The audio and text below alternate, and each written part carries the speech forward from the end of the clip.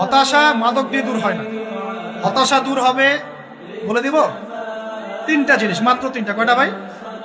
এক, 5 ওয়াক্ত নামাজ। এক কি?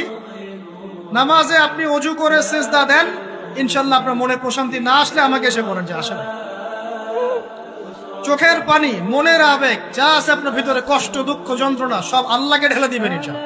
2 নাম্বার আমল হচ্ছে কোরআন তেলাওয়াত। যে ব্যক্তি কোরআন তেলাওয়াত করতে পারে নিয়মিত, তার মনের মধ্যে এই হতাশা, এই ভীরুতা, এই কাপুরুষতা কিচ্ছু আসবে না ইনশাআল্লাহ। আমি গ্যারান্টি দিচ্ছি আপনাকে, হতাশা আসবেই না আপনার মনে যদি আপনি কোরআন বুঝতে পারেন। 3 নাম্বার আল্লাহর জিকির। 3 নাম্বার কি ভাই? আল্লাহর জিকির। চলতে ফিরতে সব সময় মুখ চলতে থাকবে, মুখ না চললেও মনে মনে মন তাজা থাকবে, মনে মনে জিকির হতে থাকবে। মনে মনে জিকির করতে পারেন? মুখ নড়বে না, কিন্তু মনে মনে আপনার একটা জিকির হতে থাকবে। সুবহানাল্লাহ, আলহামদুলিল্লাহ, লা ইলাহা ইল্লাল্লাহ, আল্লাহু আকবার। করা যাবে?